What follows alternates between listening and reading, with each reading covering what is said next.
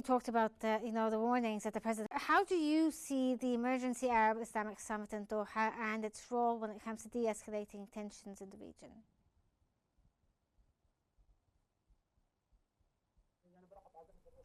Hello, everyone. Of course, this summit is at a very important timing when Israel keeps escalating with the operations and everything. And so I think that this summit will put a plan, some kind of plan for the Arab countries' sovereignty and how to attack and how to face what Israel is doing. And so the Islamic countries attending today, like Pakistan, Turkey, and other countries as well, and other countries that have the economic and political tools and the military tools as well that can be used to implement the plans. And I think this is a very important timing because, as I said, it comes when Israel is taking it too far and escalating with the operations and increasing the tension.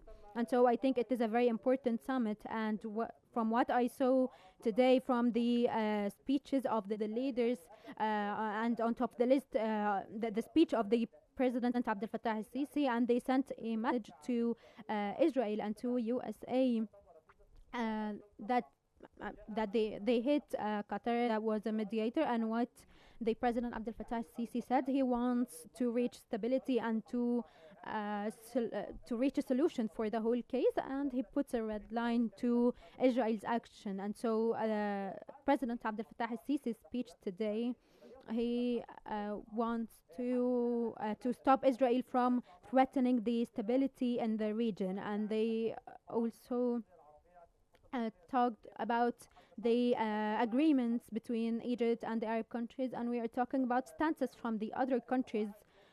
We need them to start acting as well. Saudi Arabia, Iran, and Turkey. We are talking about the effect of these great countries when it comes to the Palestinian case, and so and we need to affect the USA. And from my point of view, I think that this summit is a direct message for the USA, especially that the USA is also has great relations and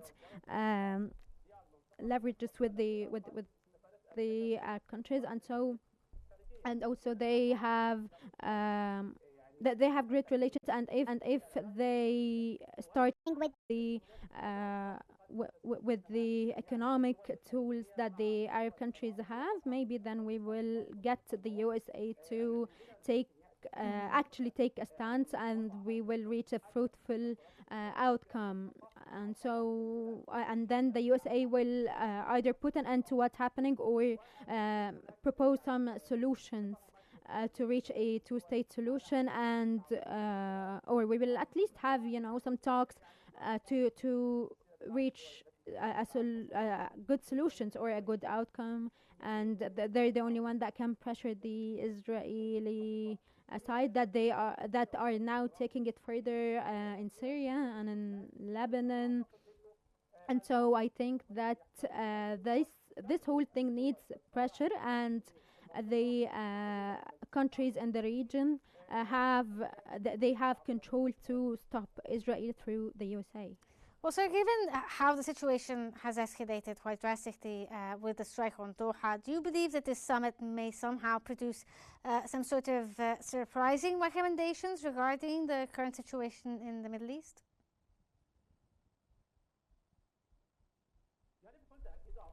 Yes, as I said, I think that these recommendations maybe will be, the Gulf countries stopping or cutting their relations with the USA, as Qatar said that this hinders its relations with the USA. And Trump is very he really cares about the investments and everything, and they also mentioned the strategy in the region. This also affects Cairo, because Cairo, for example, is mediating and it has a strong stance and wants to reach solutions, and they keep on trying to solve everything between Palestine and Israel. And in 2021, we saw of the Egypt's role in the war that happened from the Israeli side, and they talked to Joe Biden, and he even praised the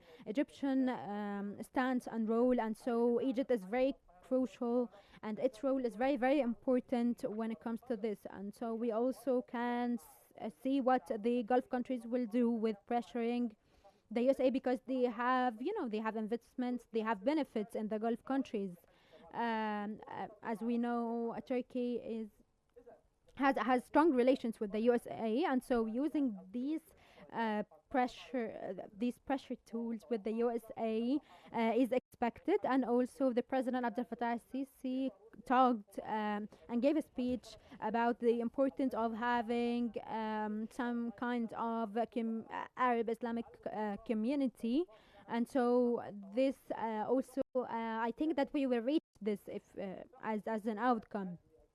And so I think that the outcomes of these summit can result, as I said, in an Arab Islamic community that Yes. can also have Turkey, Pakistan, also, and other countries that have an effect like Iran. And so I think that all this is these are kinds of pressure that we can use to pressure the USA to Well, sir, pressure I mean, Israel to stop.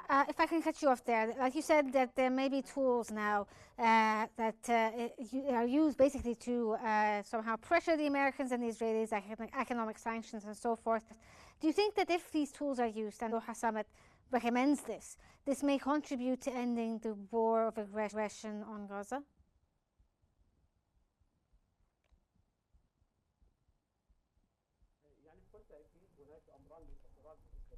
These are two different things when it comes to the USA. The war in Gaza, for when it comes to Trump, Trump looks at the benefits with Israel, and also at the benefits with the other countries. And so I think that if there there is a huge conflict when it comes to the situation in Gaza, and so I think we need unity uh, from the Arab countries, and pressuring with the benefits that the USA has in their Arab countries. And also, we need to work on trying to de-escalate, lessen the tensions, and to reach fruitful outcomes. And yeah, this war even affects the USA. And so I think the Arab countries have great leverage. Um, the countries that were today and the summit, I think that the countries have the tools and the ways needed to try to pressure the USA and to pressure Israel to reach a ceasefire.